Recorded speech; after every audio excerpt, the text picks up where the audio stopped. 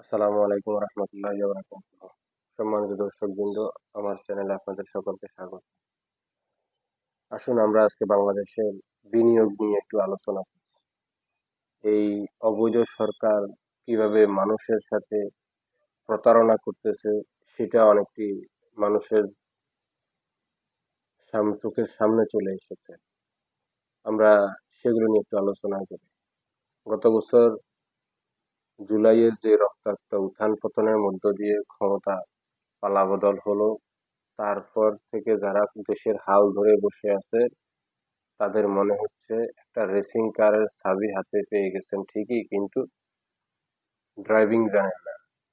বিদেশি বিনিয়োগ যে হাল হাকিকত বেরিয়ে এসেছে সেটা দেখলে স্পষ্ট যে ক্ষমতা দখল করা আর ক্ষমতা চালানো এক জিনিস না।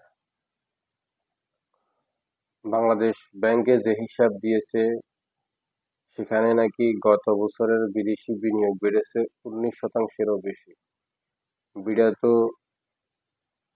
এই নিয়ে প্রায় বিজয় উল্লাস করছে, বলছে রাজনৈতিক পট পরিবর্তনের পর সাধারণ বিনিয়োগ কমে যায়, কিন্তু বাংলাদেশে উল্টো ঘটেছে।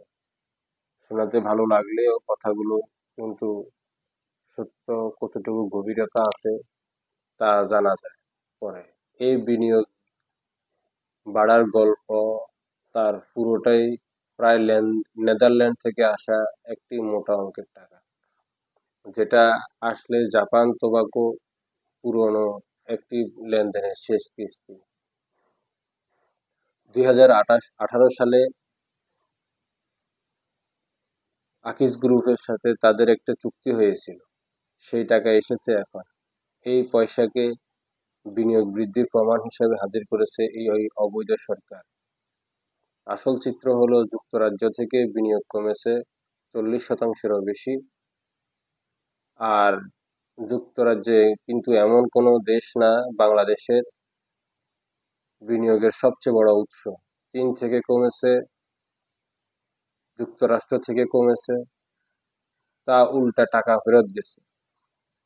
মানে যা ছিল তারা তার চেয়েও বেশি প্রত্যাহার করেছে আমেরিকা কোম্পানিগুলো।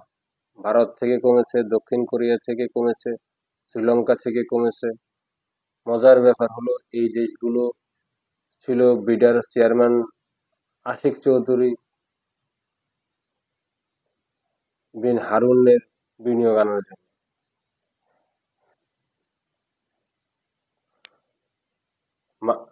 অবৈধ প্রধান উপদেষ্টা মার্চে গেলেন যুক্তরাজ্যে, বড় বড় ব্রিটিশ কোম্পানির সাথে বৈঠক করলেন।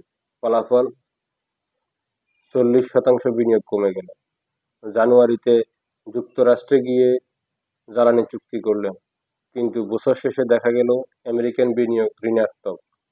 মার্চে গেলেন চীনে, জুলাইয়ে আবার গেলেন সাংহাইতে, চীনা বিনিয়োগকারীদের আমন্ত্রণ জানালেন বিদ্যুৎ, টেক্সটাইল, আইটি খাতে আসতে। বাস্তবে চীন থেকে বিনিয়োগ কমল 3.5%। প্রধান উপদেষ্টা নিজে গিয়েছিলেন সেপ্টেম্বরে যুক্তরাষ্ট্রে, বলেছিলেন ব্যবসা বান্ধব পরিবেশ হবে, সংস্কার হবে, আশ্বাস দিয়েছিলেন কোনো বিদেশি স্বার্থে আঘাত লাগবে না। কিন্তু বিনিয়োগকারীরা কান দিলেন না। তারা তো আর মিটিং রুমে বক্তৃতা শুনে বিনিয়োগ করে না, দেশের খবর রেখে মাটির খবর রাখে তারা। এবার আসি আসল কথায়। বিদেশি বিনিয়োগ তিনটা খাত দিয়ে আসে: নতুন মূলধন বা ইকুইটি, পুনঃবিনিয়োগ আর আত্মপ্রতিষ্ঠান ঋণ। এর মধ্যে আসল বিনিয়োগের পরিমাপ হলো ইকুইটি, মানে নতুন টাকা। এই ইকুইটি কমেছে 17%। মানে নতুন বিনিয়োগকারীরা বাংলাদেশে আসছে না। যেটা বৃদ্ধি দেখাচ্ছে সেটা হলো পূর্ণ বিনিয়োগ এবং আত্মঋণ প্রতিষ্ঠা ঋণ। পূর্ণ বিনিয়োগ মানে যারা এখানে আছেন তারা তাদের লাভ ফেরত নিতে পারছেন না বলে এখানে আবার খাটাচ্ছেন। আর আত্মপ্রতিষ্ঠান ঋণ মানে বাইরের মূল কোম্পানি থেকে এখানকার শাখাকে যারা ধার দেওয়া হয় এটাকে আত্মঋণ বলা হয়। এটাই কি আসল বিনিয়োগ?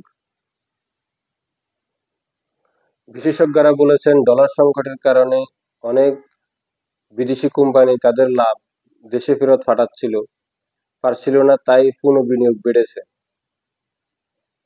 এটা কোনো সাফল্য না, বরং সমস্যার লক্ষণ।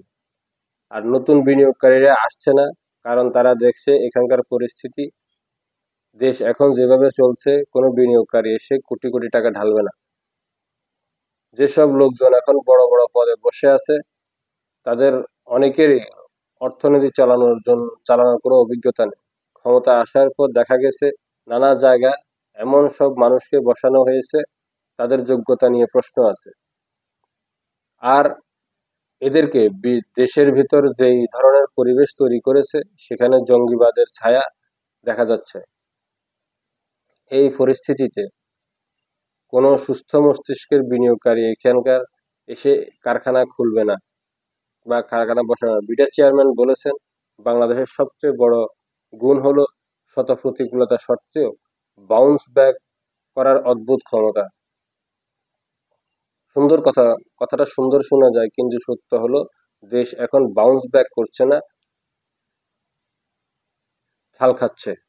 আন্তর্জাতিক বাজারে বাংলাদেশের যে ভাবমূর্তি এখন, সেটা কোনোভাবে ইতিবাচক না। অক্টোবরে গেলেন কোরিয়ায়, বিনিয়োগ কমল 12%। অক্টোবরে তুরস্কেও গেলেন, সেখান থেকে বিনিয়োগ কমলো 75%। এতগুলো সফর, এতগুলো বৈঠক, এত আয়োজন, কিন্তু ফলাফল শূন্য, বরং উল্টো। এর চেয়ে বড় ব্যর্থতা আর কি হতে পারে? এগুলা কি বাউন্স ব্যাক বলে? এগুলাকে আপনারা উত্তর দিবেন। সবচেয়ে বড় কথা হলো নেদারল্যান্ডে বিনিয়োগ দেখিয়ে বড়াই করা হচ্ছে, সেটা তো আসলে 2018 সালের একটা চুক্তির টাকা। এই সরকারের কোনো কৃতিত্ব না। পলিসি এক্সচেঞ্জ বাংলাদেশের প্রধান মাসুর রিয়াজ যেটা বলেছেন সেটা আসল কথা। বাংলাদেশের নতুন গ্রিনফিল্ড বিনিয়োগ আকর্ষণে পিছিয়ে পড়েছে।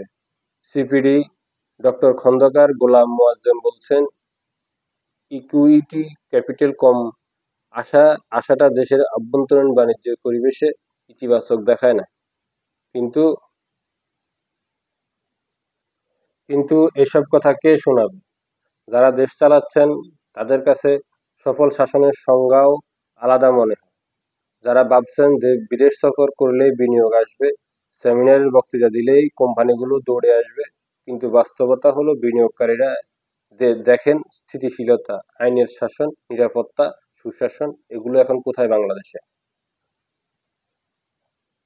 দেশটা এখন এমন একটা পর্যায়ে গেছে যেখানে বিনিয়োগকারীরা ভয় পাচ্ছেন যুক্তরাষ্ট্র থেকে যে বিনিয়োগ উল্টে কমে গেছে সেটা কোনো কাকতালীয় ঘটনা নয়। এটা এমন একটা পরিষ্কার বার্তা, যুক্তরাজ্য, চীন, কোরিয়া, ভারত সবাই সরে যাচ্ছে। আর এই সরকার শুধু প্রেস রিলিজ দিয়েই বলছে সব ঠিক আছে, বিনিয়োগ বাড়ছে।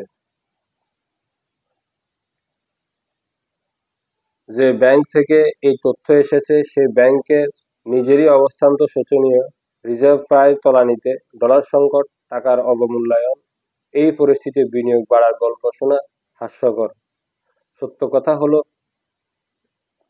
এই সরকারের কাছ থেকে দেশ চালানোর কোনো রোডম্যাপ নেই। আছে শুধু ক্ষমতা আঁকড়ে থাকার চেষ্টা।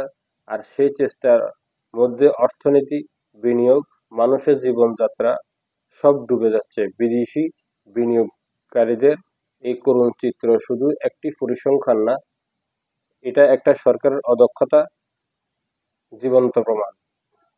সম্মানিত দর্শকবৃন্দ, আজকের জন্য এতটুকু। লাইক, সাবস্ক্রাইব করবেন। ধন্যবাদ।